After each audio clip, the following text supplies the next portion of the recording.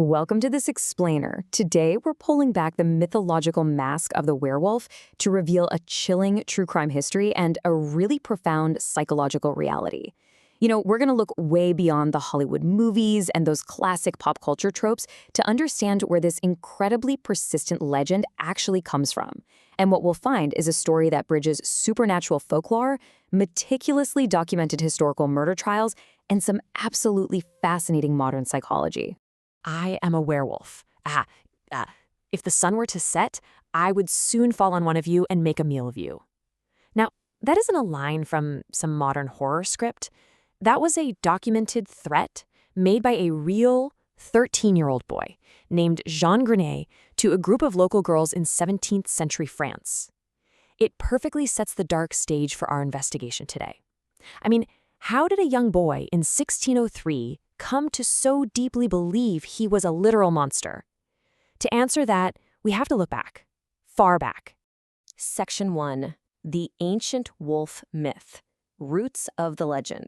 Early on here, we need to clearly define what we actually mean by lycanthropy. Notice how the term bridges two completely different realms. On one hand, you have supernatural transformation by magical means, and on the other, a very real, documented clinical madness. For centuries, these two concepts were entirely blurred in the human imagination. People didn't just tell spooky stories about werewolves around a fire. They diagnosed them, they feared them, and they actually put them on trial.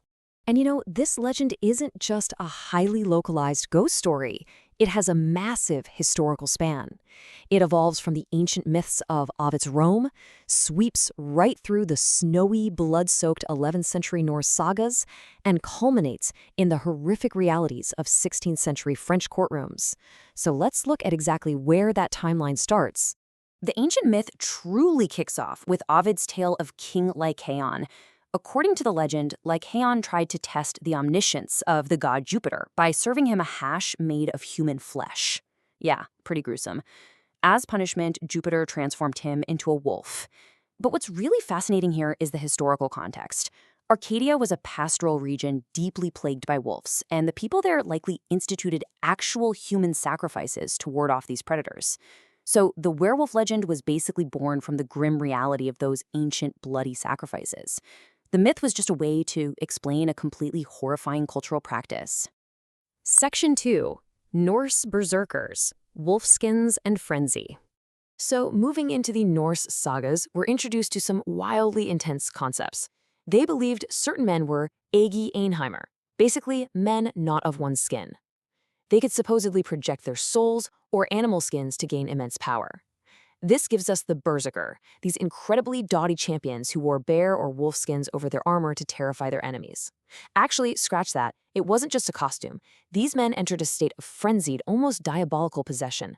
They were totally invulnerable to pain, they ground their teeth, bit their shields, and literally howled like wolves in battle. This intense psychological frenzy became literalized right into the folklore. The etymology here is like a giant puzzle piece falling into place. The Old Norse word varg means a literal wolf, but its secondary definition is an outlaw, a godless man driven away from society. Think about it. If a man committed a terrible crime, he was declared a varg and banished to the dark woods to live like a beast. Over generations, these literal outlaws who were cast out from society slowly morphed into mythical monsters in the public imagination. A man living like a wolf simply became a wolf. Section 3. Medieval trials, real courtroom horrors. Now, the absolutely crucial point to remember is that these were not just spooky fireside stories, they were meticulously documented court cases involving serial murder and cannibalism. Pierre Bourgat in 1521 claimed a man in black gave him a magical salve that literally turned him into a wolf to hunt children. Then you have Gilles Garnier, a reclusive hermit who confessed to hunting kids in the woods and even bringing the flesh home to his wife. And Jacques Roulet, a starving beggar who was actually found in the woods covered in blood, hiding among the bushes. Just listen to this chilling confession from Jacques Roulet. Notice his phrasing. He doesn't say he acted like a wolf. He says, "I was a wolf." The judges directly asked him if his hands and feet became paws, and he said yes. This shows the absolute conviction these afflicted individuals had. They deeply, truly believed they were physically transforming into beasts. Which brings us right back to the boy we met at the very beginning of this explainer, Jean Grenier. He was an emaciated, neglected 13-year-old boy with a dark complexion and protruding canine teeth. He bragged to local girls about eating children, and when authorities investigated, his stories perfectly matched unsolved disappearances in the area. But get this, the judge in this case did something truly remarkable for 1603. He realized the boy was severely mentally disabled. So instead of burning him at the stake, he sent him to a monastery. Tragic as it is, Jean spent the rest of his short life running on all fours in the cloister, scavenging for raw meat. Section 4. Madness of lycanthropy. A clinical illness. So let's strip away the magic for a second. The courts eventually realized this was a clinical manifestation of insanity and hallucination.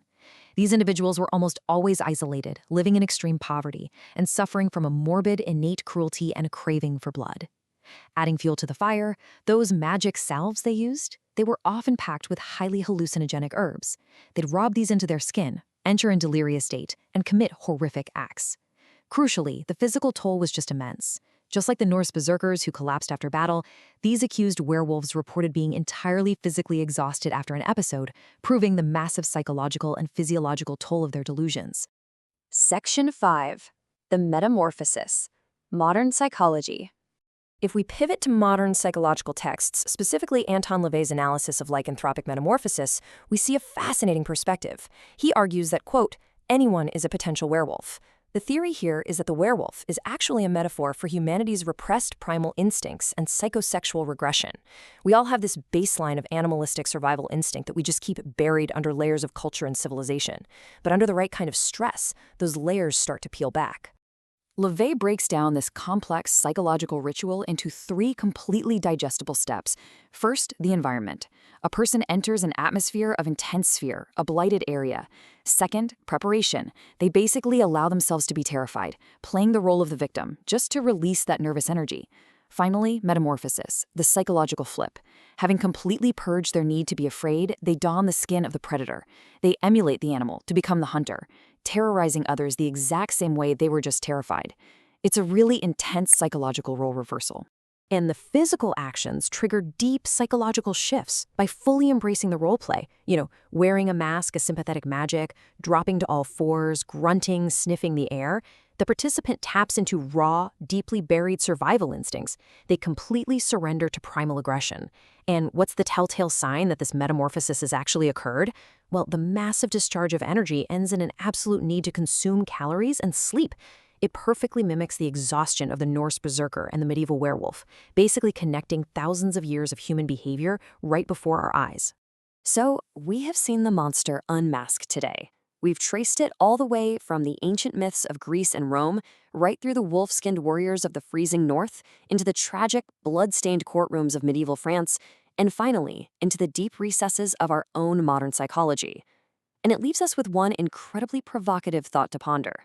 If the werewolf isn't some supernatural monster, but rather a manifestation of our own repressed primal instincts, are we all just civilized creatures waiting for the right threshold of stress to go over the brink? Thank you for joining me on this explainer, and I'll leave you to think about that.